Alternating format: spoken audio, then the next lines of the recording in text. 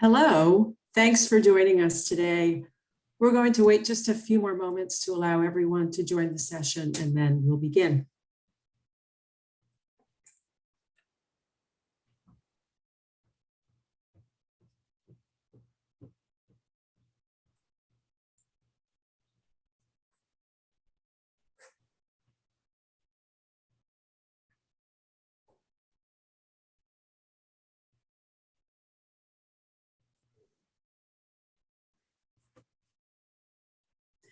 I think we're ready. Good afternoon. Welcome to our 13th Lunch and Learn presented by the Charlottesville Police Foundation and the Charlottesville Police Department. My name is Gail Milligan. I'm the Executive Director of the Foundation. Now is such an important time for us as members of the community to understand more about community in relation to policing and the law. And that makes us excited to present this ongoing series and very happy that you're joining us today.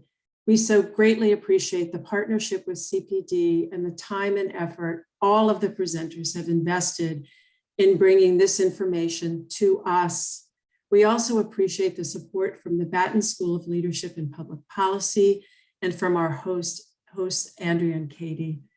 The Lunch and Learn series is an outcome of our community engagement and is part of our core mission to inform and connect. In each session, our presenters will offer unique insight to their work and answer questions you have about that work. Before we begin, I want to share a brief overview of our work at CPF. Simply stated, the Charlottesville Police Foundation serves the community by serving the police. We seek to improve the quality of life in Charlottesville by offering a community partner for our police department. The foundation promotes excellence in police services by investing in programs that enhance our department and yet are beyond the reasonable reach of the city's budget. We reward excellence by celebrating the successes of our department and the skills of its officers, and we strengthen the connections between the department and the public through outreach programs and community events like the Lunch and Learn series. As we evaluate our programs for 2022, we are re-examining and reassessing where and how we can have the most impact. In light of the ongoing effects of the pandemic, combined with the recruiting and retention challenges at CPD, we are considering old programs done in new ways or entirely new programs such as the CPD sponsored blood drive that has been approved for March of 2022. Our constant goal is to serve the officers and facilitate a deeper connection with the community. Now I'd like to introduce our presenter. Brian Williams is an associate professor of public policy and is the founder and director of the Public Engagement and Governance Looking, Listening, and Learning Laboratory within the Batten School of Leadership and Public Policy at the University of Virginia. He's a scholar committed to community engaged action research who examines the interplay between race, policing, and public governance. Professor Williams has published in leading journals in public administration, public management, community psychology, education, and police studies, is the author of Citizen Perspectives on Community Policing, a case study in Athens, Georgia, and is the co-author of Race, Policing, and Public Governance on the Other Side of Now. His efforts are devoted to leveraging public engagement in reimagining, redesigning, and aligning policies, practices, structures, and systems that improve police community relations and community well-being. A quick note, you can add your questions to the Q&A section at the bottom of your screen, but we'll hold your questions until the end of the presentation. Brian, thank you so much for being here. Thank you, Gail, for that great introduction, and thank you all for zooming in. What I hope to do is just kind of share my thoughts in terms of where we are right now as we kind of look back over 2021, which has been quite a challenging year. And so the title of my talk is At the Intersection of Past and Present, Where does Charlottesville go from here? I think it's really, really imperative to kind of kind of set the stage, if you will. So if you look at my outline, I want to spend a little time setting the stage, sharing with you the guiding question, my lens, but also trying to get a sense of your lens as well. Then I'll kind of segue into the current state of relational policing, where I'll kind of excavate the past and its impact on the present, and then kind of focus our final kind of attention on where does Charlottesville go from here? How do we get there before we go into the Q&A? So the guiding question is straightforward. Is it possible to create a socially cohesive community in Charlottesville, Albemarle County when considering the current state of relational policing that has been impacted by the historic and contemporary harms of its past, coupled with the policies and practices of the present? So that's the question I'd like for us to kind of really think about. There are some key concepts, and I want to make sure that you all can kind of appreciate what I will focus in on. One is this whole notion of social cohesion, and you have before you the definition of it. It's all about being connected, having this solidarity across different groups within a society. And there are some benefits when we think about social cohesion, as it seeks to achieve social balance by focusing in on equity, as it seeks to eliminate stigma, marginalization, and excluding people, as it seeks to avoid social fractures, as it seeks to maximize well-being for all. And in this, it achieves this positive and constructive social or community identity. Another key concept I'll focus a little bit on is social discordance, or social discord, or lack of agreement or consistency across members of a community or society. Inflection point, a place, a moment in time when significant change can occur, which I see that we are at an inflection point. This whole notion of invisibility, where things are not able to be seen, the concept of to illuminate, to bring to light, to make visible. And I really want to focus in on this concept of respect, to take another look at, to look again. So the question related to these key concepts, how to make visible things that are hidden in plain sight that could impact, improve social cohesion. I want to make sure you guys have an understanding of who I am as before I go into the presentation. So I consider myself to kind of be a lifelong learner that's been influenced by me, my personal life, my professional life, but also my communal life. So I want to share with you who I am in terms of the personal, the professional, and the communal. I'm a person of faith, married almost 30 years come August of 2022. Father of three. I'm a native of Southwest Georgia, Thomasville, Georgia. I'm from a big family. My parents and maternal grandparents were educators who really kind of preach critical thinking.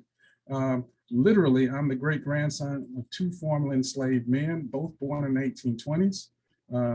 Their last wives were like 50 years younger than them. I'm a public school product. From elementary school throughout my PhD. I operate from this framework that's associated with the Latin phrase where you appreciate the past, its impact on the present in order to plan for the future. So that's the personal me. The professional me, I've been an administrator at two different universities, the University of Georgia and Vanderbilt University. I've always been a faculty member at Research One, or research intensive institutions. I'm an applied researcher, and you see my research interests, and all of that kind of drives into, or is based upon the communal me. I'm really passionate about community engaged research, where I seek to appreciate the lived experiences of the others, based upon my focal area of research, both those who live in community and those first responders, specifically police officers who serve community. So at the nexus of all of those things, this is what I'm about. Intentional action and scholarly activism to really address those real problems that impact our communities. So I focus my work around enhancing understanding, improving communication, and encouraging a better working relationship between the community and its police and other governing institutions. I'm passionate about power with as opposed to power over. So it's all about how do we get to we? So where do we go from here when we think about Charlottesville? The goal of my work is simple, to address what I see as a fundamental problem of democracy, understanding and appreciating the other, whoever that other might be. So my work, I want to make sure that it has an impact in terms of really getting us to kind of think about acknowledging the pain of others or empathy, feeling the pain of others or sympathy, and ultimately compassion, acting upon the pain that we all now share. So these are my lenses when I think about achieving social cohesion, a bifocal perspective, short and long term, but also through equity and justice. So what I want to do is kind of have an icebreaker, and I'd like for people to kind of respond to this via chat. And to set the stage, I'd like for you to kind of type in chat, what do we see? What do we see?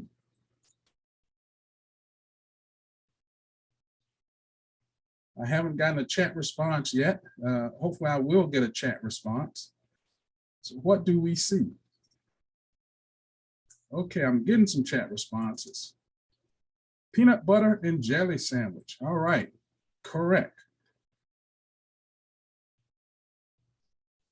So I'd like for you to respond to this question in chat too. What do you see? So we responded to the first one, so in chat. The second question, what do you see individually? What do you see?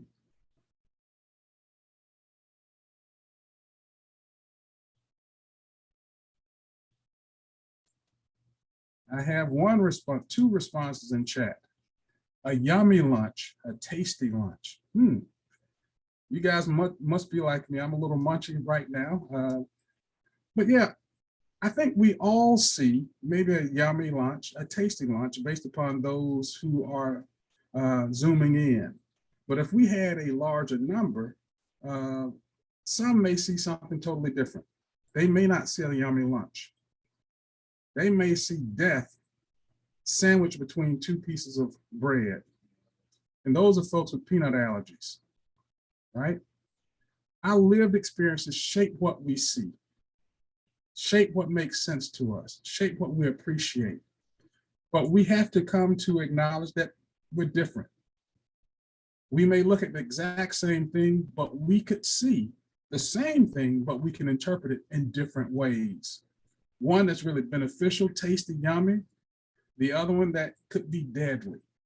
So I'm hoping this will set the stage for our discussion today, because we're going to really focus in on perspective. Now, I pull from James Deacon, who basically says what you see depends not only on what you look at, but also on where you look from. So we think about Charlottesville, we think about relational policing in Charlottesville.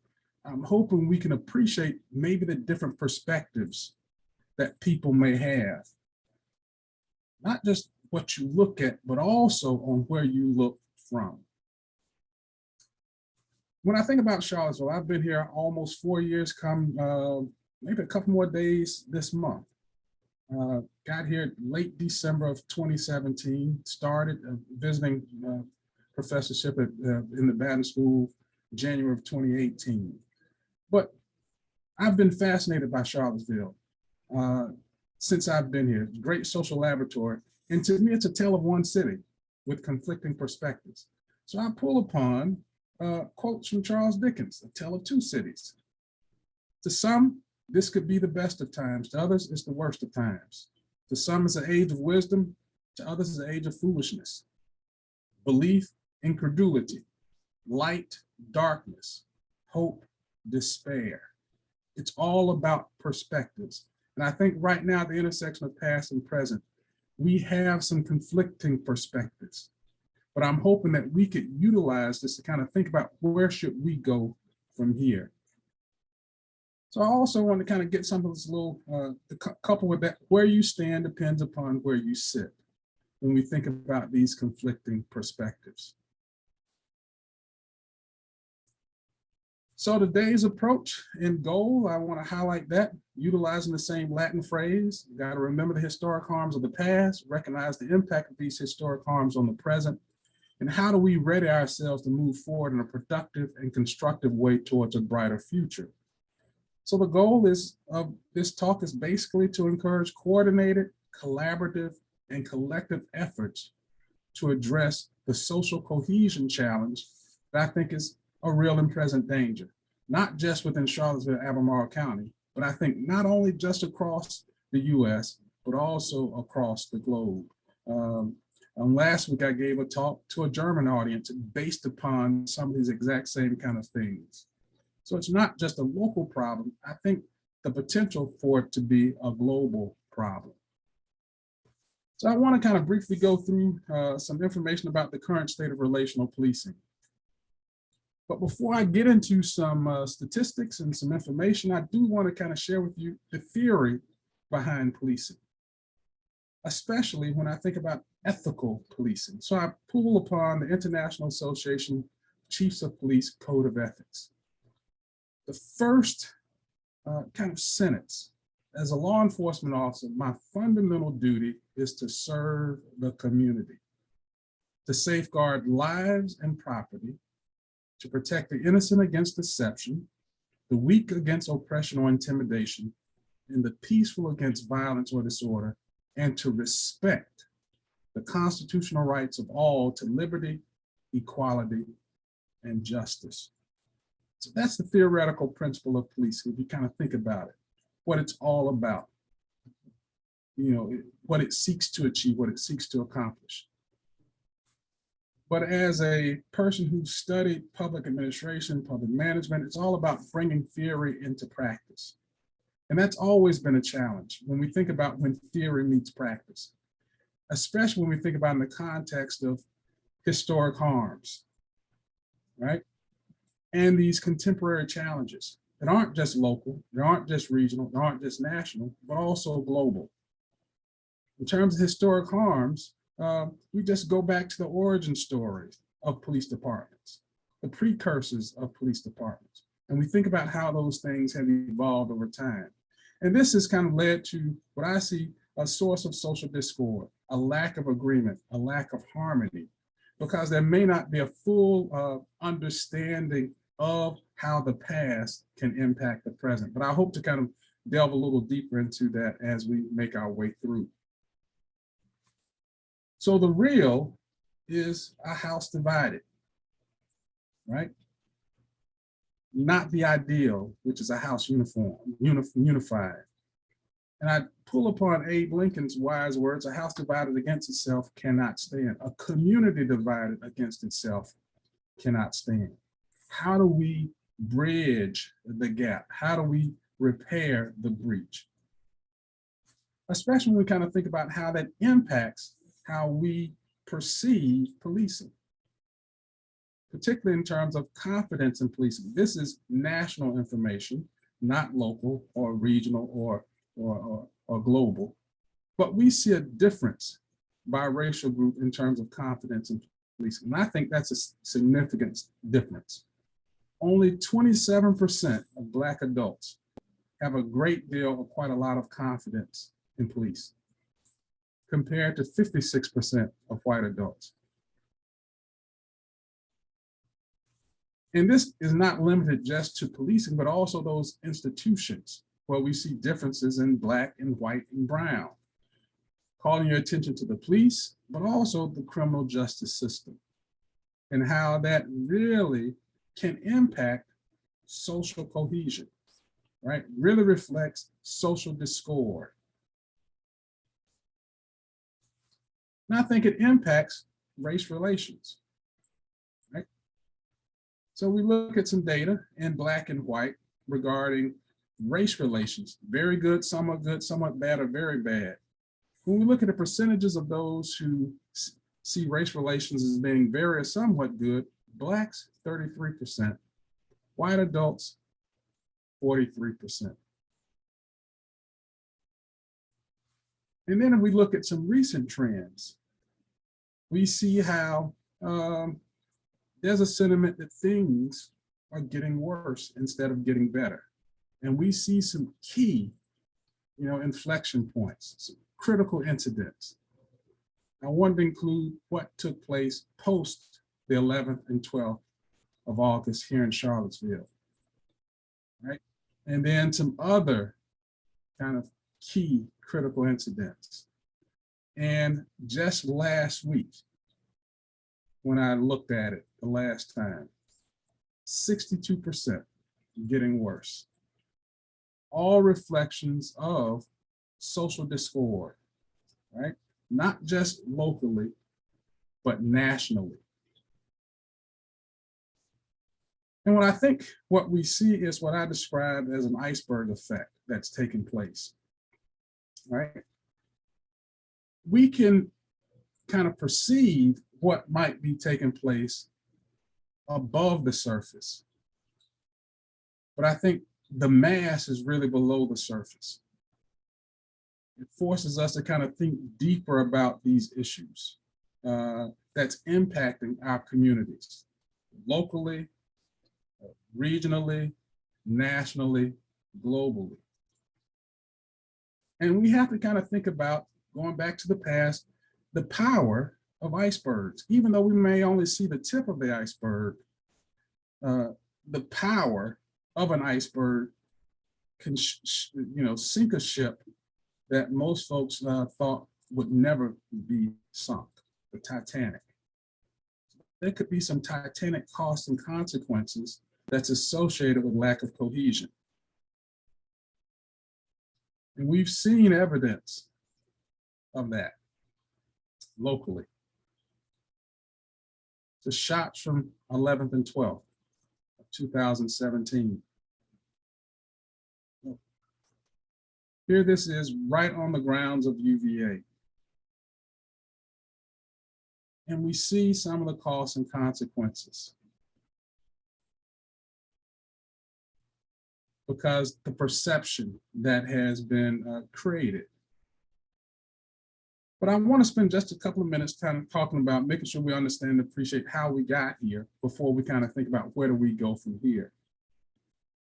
And again, I highlighted the origin story of American policing. There's a shared narrative. One of the things that's fascinating as a scholar, as a person who researches in this, there's been some publications that really highlight the paucity of coverage of the reality of the origin story of policing that criminal justice majors get. The limited kind of really focus on within the academy. So oftentimes officers may not understand the history of that badge and the uniform. That shared narrative that policing has historically been used as an instrument to protect profits at the expense of people. And the people they didn't really care about were socially excluded, stigmatized, marginalized populations, be it across the country. We think about the South, slavery, African Americans. We think about the Southwest, those native populations of the Southwest, pre the colonialists coming here. We think about urbanization and industrialization, end of the 18th or 19th century, beginning of the 20th century in the cities, fear of immigrants and migrants, this shared narrative. And all of this shared narrative, I think, is a result of the social construction of targeted populations. And this social construction of targeted populations really help to make sense of the world in which we live in a very kind of morbid and kind of sad way. Because there were, narratives that were projected, that were reinforced, that created, these populations as being less than human, less than American, otherized. And we've seen quite a few historic harms that reflect that experience, resulting in a practical reality of social injustice. So we come from a legacy, a history of social injustice based upon the social construction of targeted populations. Now, when we think about this social construction of targeted populations, I always want to make sure people appreciate how administrative evil helped facilitate this a bit. And I pull upon the work of Adams and Balfour in their book, Unmasking administrative evil. They kind of talk about how you have intentional acts and actors coupled with functional acts and actors that could lead to administrative evil. So we think about intentional acts and actors, we think about those who make policy. And we think about some of the policies of the past, like redlining, right? And how that has impacted generations of populations of African Americans in particular, right? Of Black codes. We can go through history. So their intent was to do what has been done. But then you have functional actors, those who implement, those who enforce these laws. May not have been their intent. They're just doing what they've been charged with doing. That's our history. And that's how that history continues to impact, I think, contemporary public perceptions. So from administrative evil, we've seen what some have described as administrative racism, kind of coupled with, well, there have been delivery of services by those public servants that facilitate the production of outcomes that harm people of color.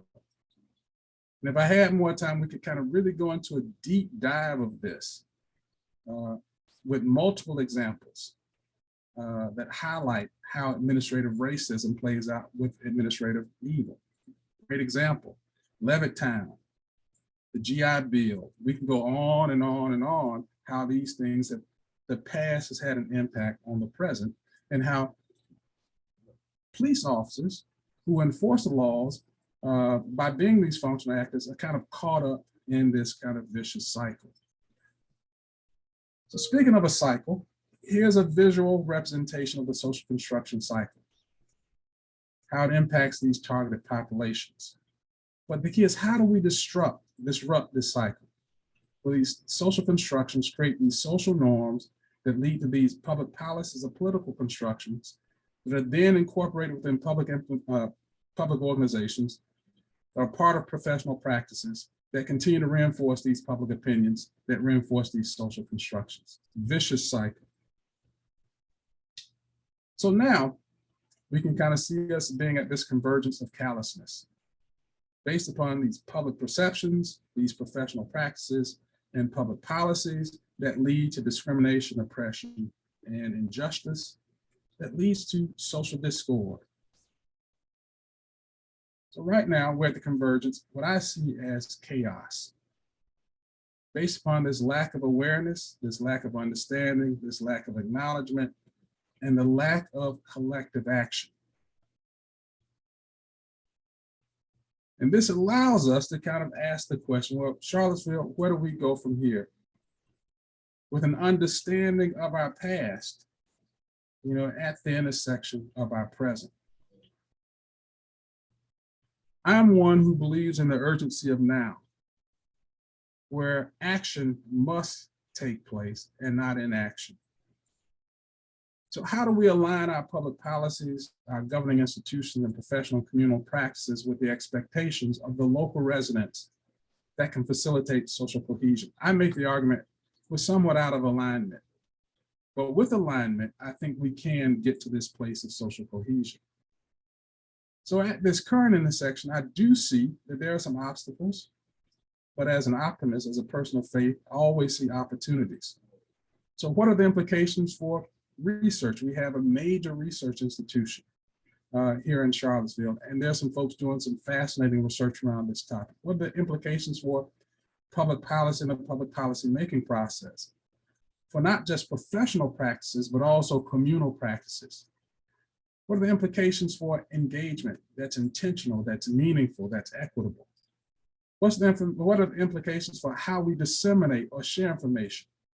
How we assess and evaluate these policies and these services and these programs? These are some of the opportunities that I see at the intersection. But of course, there's some obstacles that accompany each of these opportunities.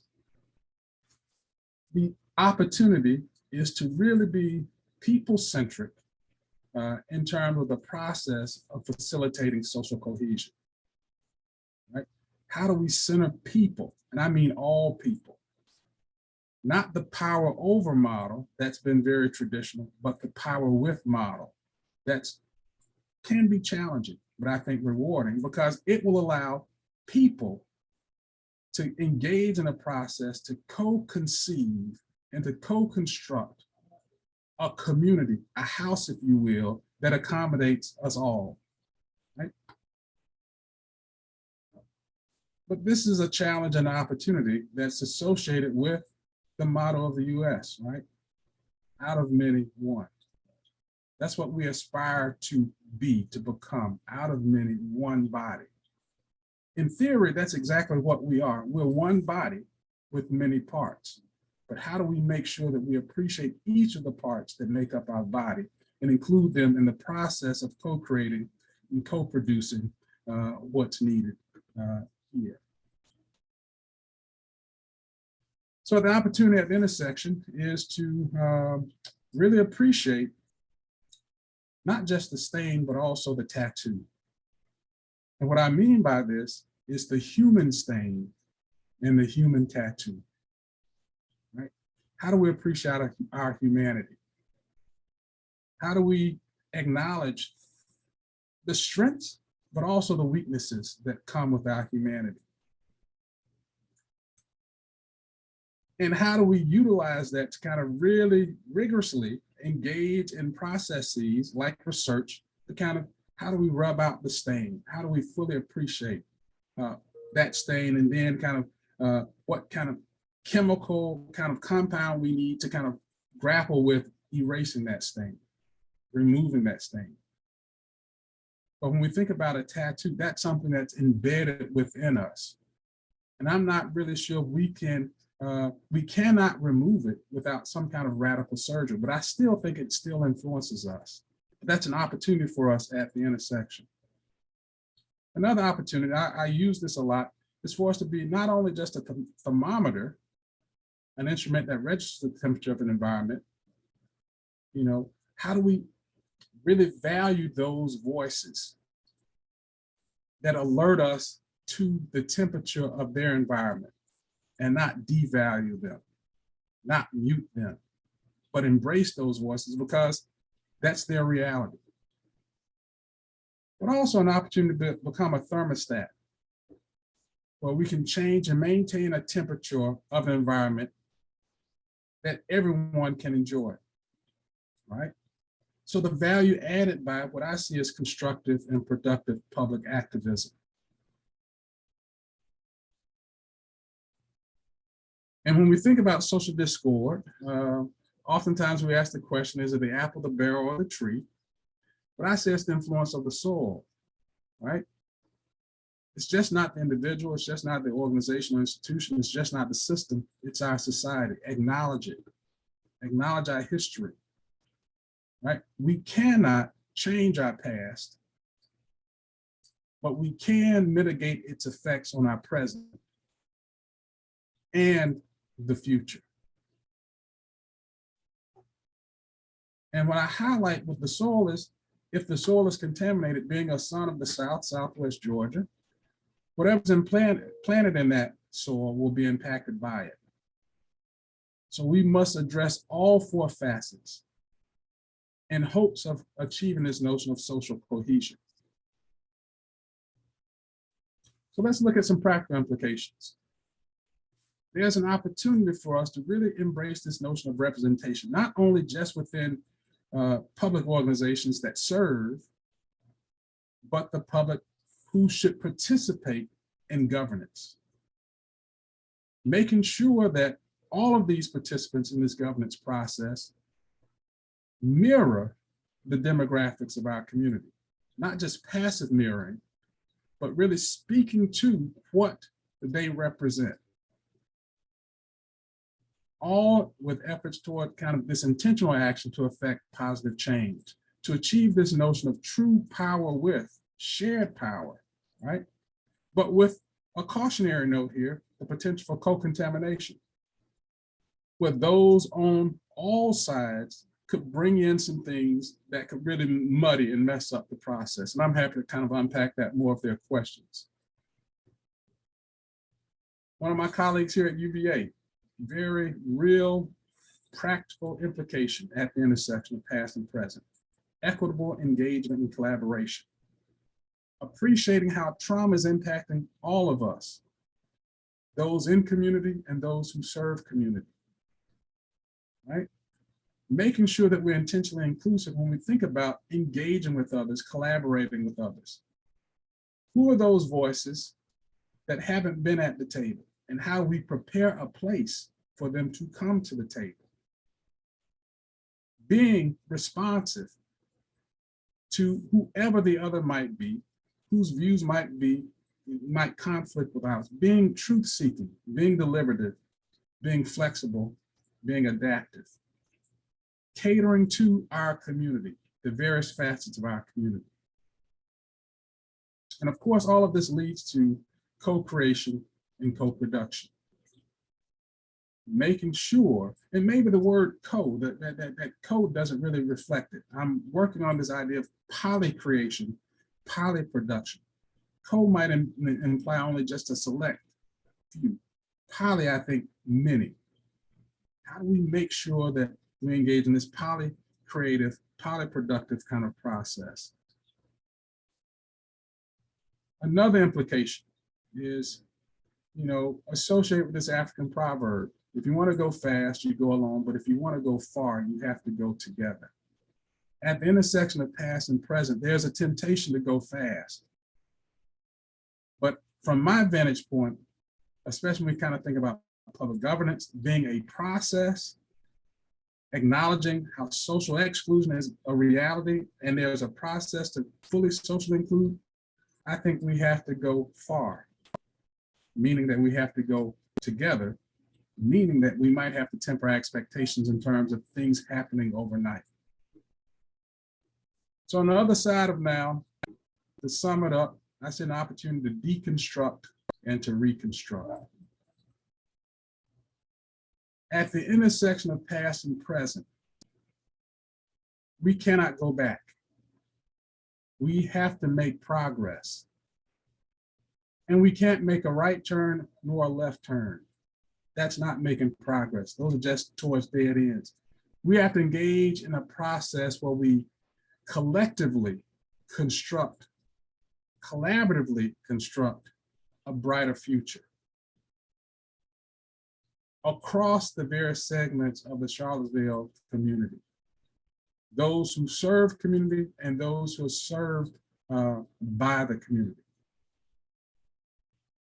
I make the argument that we've been suffering from misalignment, where our head, heart, and hands haven't been aligned. This misalignment has resulted, I think, where we are right now. But there's always an opportunity when we think about being at this intersection. The need for research, policies, and related professional and community practices that kind of better align with the expectations, that emphasize this sense of shared responsibility, that facilitates this shared understanding, that educates all of the public. Oftentimes we have the attentive public and the mass public, but we need to educate all of the public, the general public, the mass public, and not just those who are intimately, those who are intimately impacted by these things. They have this understanding, but how do we kind of really educate the broader public? And I think we can enhance civic capacity in terms of co-creating policies, programs, and practices that co-produce community well-being. So this alignment, I think, begins with the heart, meaningful engagement, to better align our head, our research efforts, with our policies and practices of our hands. But all of this is based upon fostering awareness, fostering understanding, fostering acknowledgement, fostering action, not just at the individual level, but at a collective level. Collective action is corrective action. And we repair our body, aligning our head, our heart, and our hands. So at the intersection, my presentation there, as we look back, to look ahead, just a call for local action, a collective challenge and a charge, where we acknowledge the pain of others, we feel the pain of others, and we act upon the pain that we all share. And as a reminder, I'd like to pull a couple of quotes. Life is all about being interrelated, as Dr. King noted. All men, all people, all humans are caught in this inescapable network of mutuality, tied in a single garment of destiny. Whatever affects one, affects all.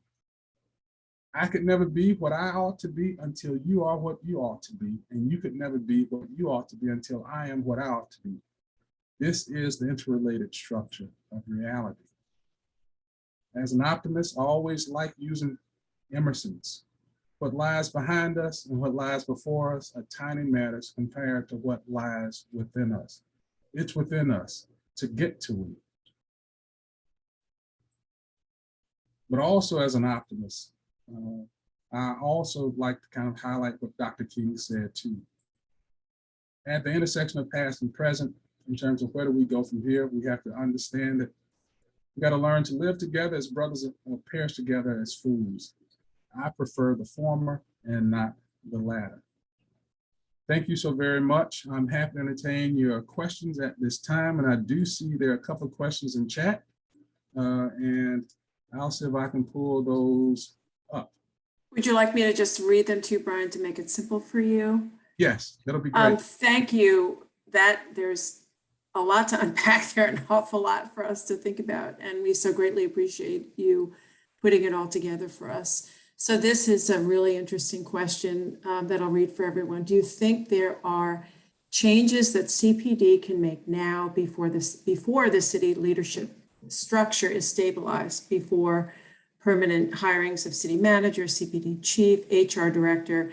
It seems there's such a leadership vacuum in the entire city that major reform will be difficult, and CPD is being strained to maintain basic critical services. You know, going back to the African proverb, to go fast or to go far. Being one who believes in polycreation, polyproduction, I would hope that we could kind of resist the temptation to go fast in order to kind of get more voices into this process, to really reflect this kind of shared responsibility that's associated with local governance. How do we make sure that all voices have been heard, or at least approached, to kind of get their input in terms of where do we go from here as a community? I think the perception that exists is that there are only a select few seats at the table, and those seats don't fully reflect the diversity of our community. And I think that might be a point of tension. That might be perception, that might be reality. But I do think you have to address perception in order to affect reality. So I would really encourage maybe some listening sessions across communities to get input on in terms of where do we go from here in terms of not local government, but local governance, the process, the players, the actors, not just within Charlottesville local government, but across the various neighborhoods and communities of Charlottesville. Great question. I will continue to kind of think about it, but that's where I am right now, being this kind of lifelong learner. So the more I learn, I might have a different response to that question. Well, so to add to that, neighborhood conversations, as we know, are always important. There's never enough of them. But specific to this question, where will the initiation of those conversations come from? The neighborhoods themselves?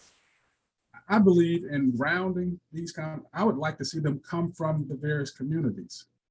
Mm-hmm. Oftentimes, I think we've been, as a public, we may have been lulled to sleep, if you will. We're much more passive instead of active. That kind of reinforces that power over instead of that kind of power with. I would like to see,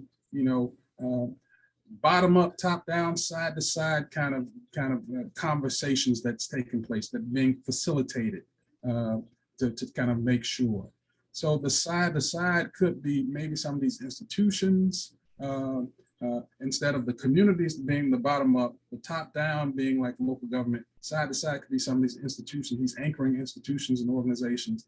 But how do we kind of literally engage in a process we all share in creating a vision of our community, creating a blueprint, but then acting out, building out that particular blueprint. There's a tremendous opportunity for us to do that here. But again, tempering going fast with an appreciation. In order to go far, we have to be much more mindful and intentional, including people.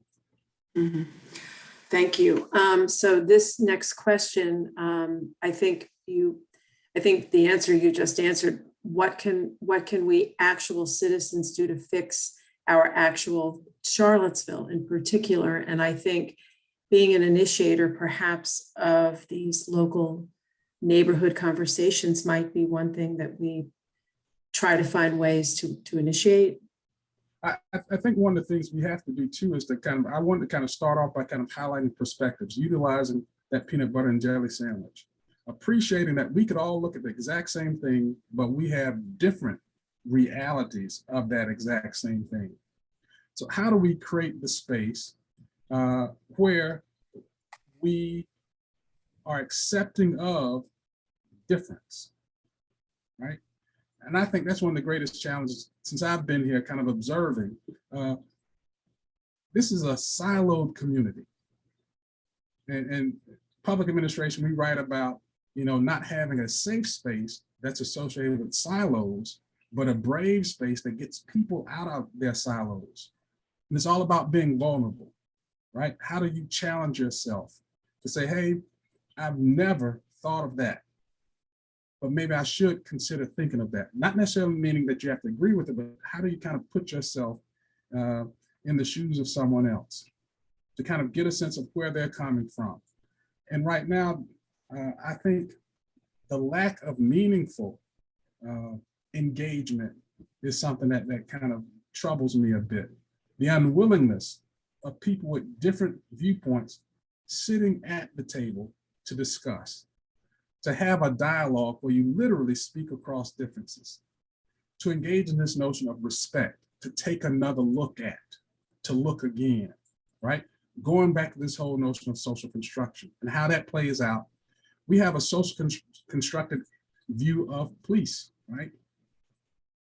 Much like you have with different populations, but how do we put ourselves in a position to make ourselves vulnerable, to take another look at, to engage in a dialogue where we're willing to speak across our differences, to receive what someone else has to say that might really challenge what we feel.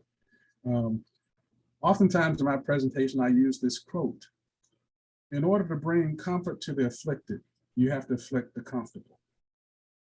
And it's a very powerful quote to me, because guess what? We're all afflicted and we're all comfortable. How do we really allow ourselves to be uncomfortable, right? Because that might bring comfort. How do we afflict ourselves to bring comfort to someone? And that's one of the things I'm hoping that we can do within our community. We all share the same space, place, and time. And that's the common ground that I think we all operate from. And I think we all want to have a vibrant community where everyone can maximize their potential. That could be the starting point to bring people together. Very true. If only, and hopefully we will finally. Here's another question. Can you speak to actions, and I think this is part of a conversations that individuals and businesses can do to get involved in the process of building these co-community relations? I deeply value the concept of institutional and organizational review and reform, but the process seems difficult to conceive, and I'm not sure the role for myself or my business. So obviously. I think we all could serve as bridge builders in this process. I believe in this old Shamgar principle. Start where you are, use what you got, do the best that you can. And how do we make that alive within our own sphere of influence, right? Starting where we are as a business. Use what we have in terms of maybe the contacts, connections we have with folks. Then taking a snowballing technique. What I do in my research oftentimes ask people, who should I talk to and who shouldn't I talk to? And guess what I try to do? Talk to both. Because I need information, right? I need understanding. I don't want to exclude. I want to be much more inclusive. So start where you are, use what you got in terms of your networks, and do the best that you can in terms of bringing together, a group that will have different views, different lived experiences, but who share that common bond of being in Charlottesville, wanting the best for this community. It makes sense for us to have these different perspectives because we're all different people. We all have different lived experiences. But it's been, since I've been working in this space for more than 25 years, that's the thing I've come to really, really appreciate, that once people have a sense of, hey, that's not my reality, but I understand that's your reality, people are willing to kind of come together based upon that level of understanding. Thank you. Here's another question. What should the city look for in a new manager and police chief in order to effect these necessary changes? Oh, that is a great question. And I wish I had I don't know if I can answer it, do it justice. But I think you have to have someone who really appreciates the obstacles and the opportunities. Coming into this environment with their eyes and ears wide open, to engage in active listening, to really try to connect with this community and the institutions and organizations and neighborhoods of this community. One of the things that's so fascinating about Charlottesville, it is an asset-rich community. So many assets, but how do you marshal all of these assets together? How do you create a vision that inspires us to kind of come together to move things forward with an acknowledgement of the past, right? And how it impacts the present, but to move things forward. So someone who is skilled in terms of having the ability to connect across the diversity of this community, right?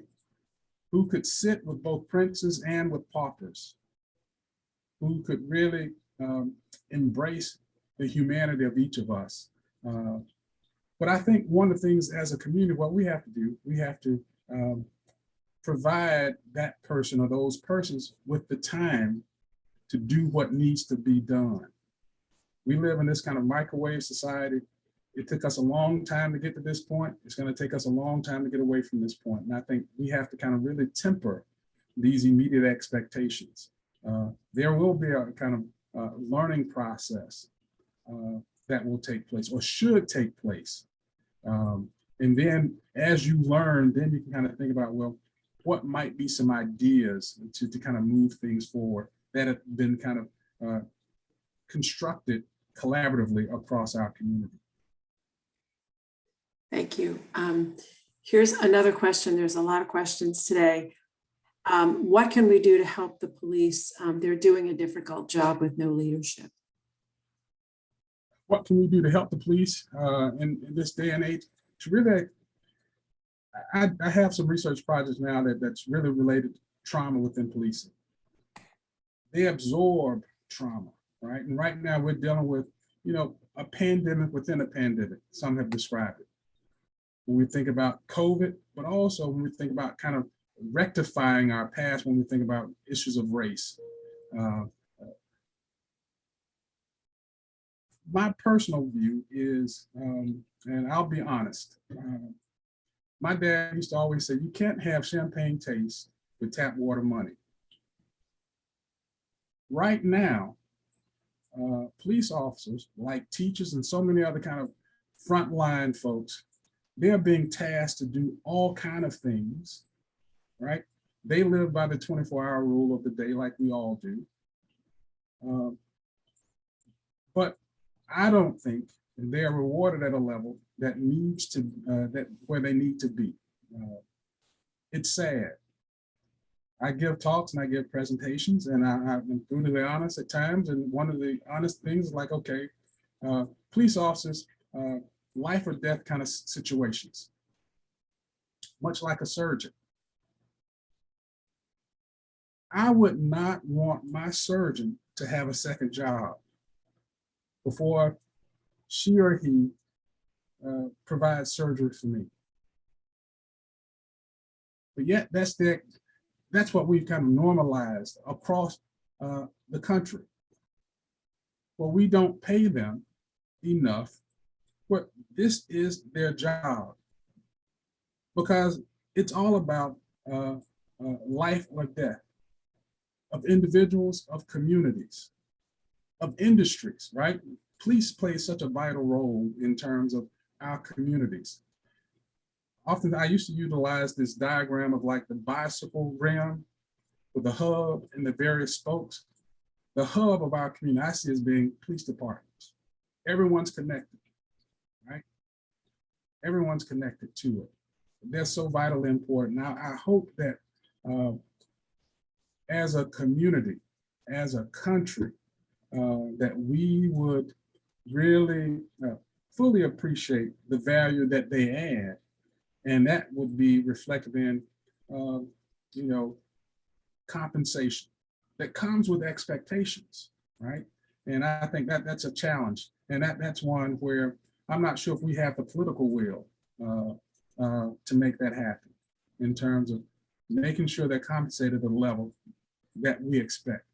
The sad part about it is, the quality of policing that you receive is dependent upon the jurisdiction in which you live. I've studied, I've been a part of police organizations going in across the country. We are fortunate to have, I think, 3 great police departments in Albemarle County: CPD, ACPD, UPD. We have resources where they're exposed to training beyond what's taking place at the training academy. But it's still not enough. I'd like to see that to go up.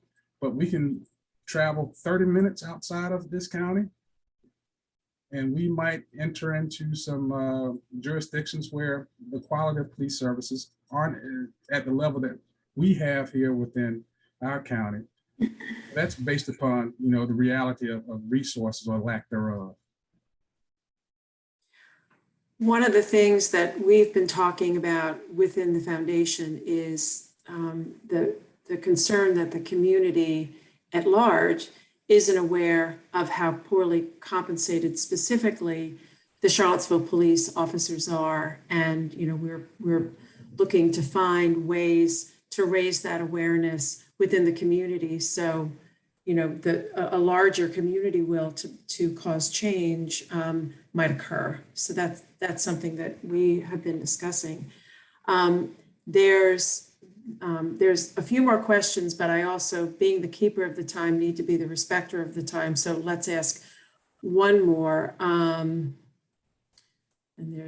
let's go back to the neighborhood notion. Many Charlottesville neighborhood associations have regular meetings.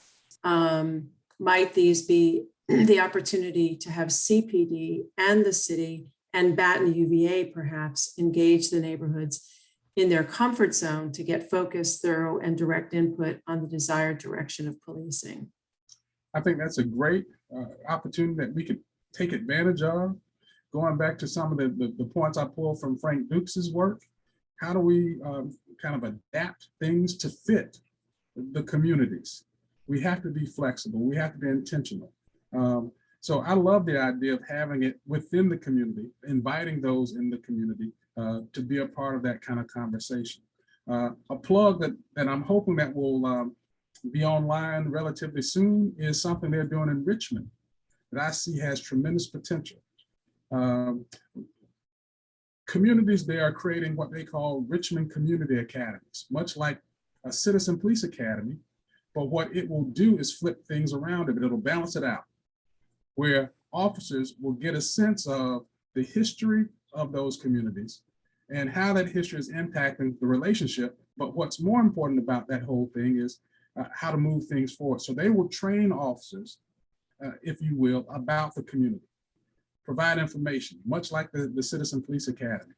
So I see what the question that you raised, Gail, is kind of fitting with that kind of model, where community is engaged in really kind of educating those who serve their community, informing those who serve their community. So let's think about if we're going out to dinner. I might like my steak medium well, you might like your steak medium. We have to express that in order those who are serving us to get that right. You might have certain dietary restrictions that I don't have. We have to express that. How do we make sure that we have these communication channels open where people can express, what's taking their reality? And how do we make sure that, it takes two to kind of tango, but also that process of communication is not as simple as that. How do we make sure that we receive information, being the public servants receive that information in the way that it's being presented, engaging in that kind of active listening. And I could go on, and I apologize for rambling a bit. And I know our time is getting short, but this is my email address. I'm happy to respond to questions via email. For those of you who might have additional questions for me. And I do thank you for the time that you all set aside to kind of hear from a guy from Thomasville, Georgia like me. And thank you, Gail and the Police Foundation for hosting this Lunch and Learn series. Brian, thank you very much. It's been a truly thought-provoking and action-inspiring session, and I'm sure that there will be action following. And I look forward to being part of that, as I'm sure you do as well. The Lunch and Learn will be taking its vacation in January. There'll be a next Lunch and Learn in February. In the meantime, I wish everyone a happy, a peaceful, a healthy holiday and wonderful new year. So thank you so much.